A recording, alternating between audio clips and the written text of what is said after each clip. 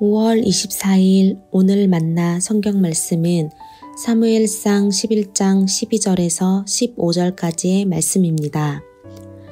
백성이 사무엘에게 이르되 사울이 어찌 우리를 다스리겠느냐 한 자가 누구니이까 그들을 끌어내소서 우리가 죽이겠나이다. 사울이 이르되 이날에는 사람을 죽이지 못하리니 여호와께서 오늘 이스라엘 중에 구원을 베푸셨음이니라. 사무엘이 백성에게 이르되 오라 우리가 길갈로 가서 나라를 새롭게 하자.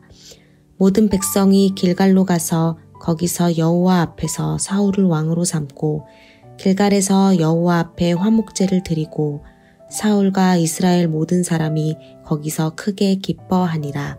아멘. 오늘 만나로 만나주시는 하나님을 기대합니다. 어제 말씀인 사무엘상 10장에서는 미스바에서의 제비뽑기를 통해 사울이 왕으로 선정되었습니다.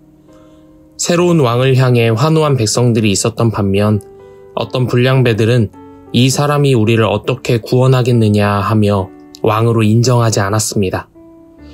이렇게 왕을 세우는 예식이 미완성으로 끝나는 듯 했습니다. 하지만 오늘 말씀에서 사울은 드디어 왕으로서 인정받게 되는 첫 번째 전쟁을 맞이하게 됩니다. 이스라엘의 동쪽에 위치한 암몬의 나하스 왕은 바로 옆에 붙어있던 이스라엘 동편의 길르앗 야베스를 칩니다. 전쟁에 질 게 뻔했던 길르앗 야베스 사람들은 암몬의 속국이 되기로 결심하고 언약을 맺기를 요청하지요. 하지만 암몬의 나하스 왕은 길르앗 야베스 사람들 모두가 오른쪽 눈을 빼지 않으면 언약은 없다고 말합니다. 이는 모든 사람들의 전투력을 상실하게 만들겠다는 의미가 됩니다.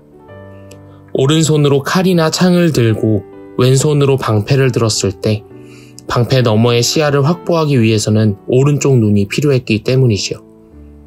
이에 그치지 않고 나하스 왕은 온 이스라엘을 모욕하며 조롱합니다. 길르앗 야베스 사람들은 자신들을 구원할 사람을 찾겠다며 일주일의 시간을 요청했고 이스라엘을 얕본 암몬은 흔쾌히 수락합니다. 길르앗 야베스 사람들은 사울 왕이 사는 기브아로 달려갑니다. 왜 하필 기브아였을까요? 사사기 21장에서 이스라엘의 동족 간 전쟁이 일어납니다. 이로 인해 기브아가 속한 베냐민 지파에는 600명의 남자만 살아남았고 그 어떤 지파도 베냐민과 혼인하지 않겠다 했을 때 길르앗 야베스에서 400명의 여인들이 건너와 혼인하고 또 대를 잇게 됩니다. 그때부터 기브아와 길르앗 야베스는 깊은 유대 관계를 이루게 되죠. 이렇게 깊은 유대 관계에 있는 길르앗 야베스의 소식을 들은 기브아 사람들은 통곡합니다. 이때 사울 왕은 전혀 왕 같지 않은 모습으로 이전에 하던 일인 소를 모는 일을 하고 있었습니다. 하지만 동일한 소식을 들었을 때 그는 크게 분노합니다.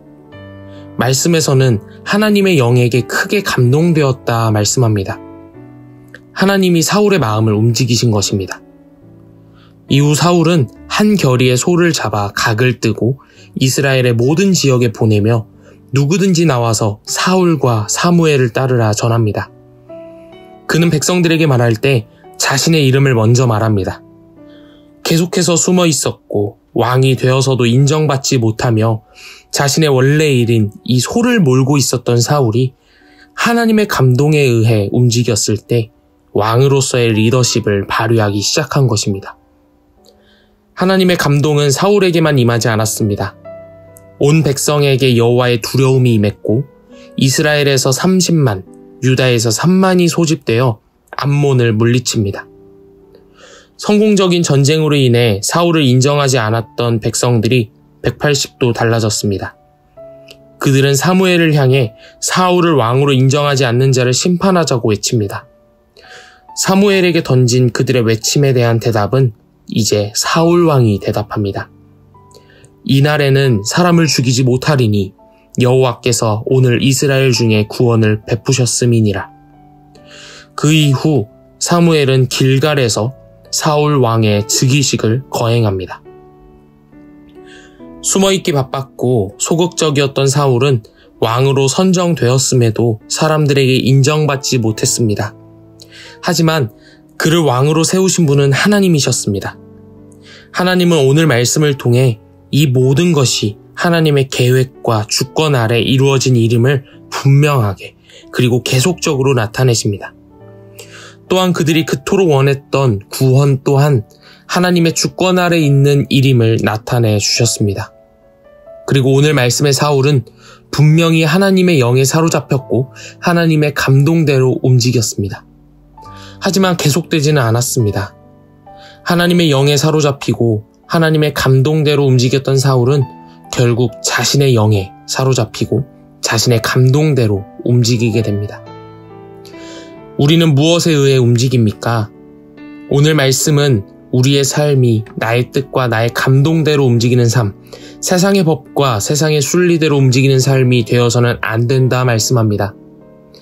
우리를 움직이시고 우리를 사용하시는 분, 오직 하나님의 영에 사로잡혀 하나님의 감동대로 살아가는 우리의 삶이 되어야 한다 말씀합니다. 우리 모든 광성에 식구된 성도님들의 삶이 사울을 사로잡으시고 온 백성을 사로잡으신 하나님의 영으로 사로잡히는 삶 되길 소망합니다. 그리고 사울을 움직이시고 온 백성을 움직이신 하나님의 감동이 사랑하는 성도님들 삶에 가득히 흘러넘쳐서 하나님의 손길을 따라 움직이는 하나님 나라 백성의 삶 되시길 소망합니다. 기도하겠습니다. 우리를 사로잡으시고 움직이시는 하나님의 감동이 우리 안에 가득히 흘러넘치길 소망합니다. 하나님, 우리 삶에 하나님의 영으로 가득 채워주시고 하나님의 움직임 따라 살아가는 우리의 삶 되게 하여 주시옵소서. 예수 그리스도 이름으로 기도합니다. 아멘. 이제 2가지 기도 제목으로 기도하겠습니다. 첫 번째로 오늘 말씀을 기억하며 기도하기를 원합니다. 우리 매일의 삶이 나의 뜻과 나의 감동대로 움직이는 삶, 세상의 법과 세상의 순리대로 움직이는 삶이 아니라 하나님의 영으로 강하게 사로잡혀 하나님의 감동으로 움직이는 매일의 삶 살아내게 하소서. 두 번째로 국가와 사회를 위해 기도하길 원합니다. 새 정부가 출범한 지 2주가 되어갑니다.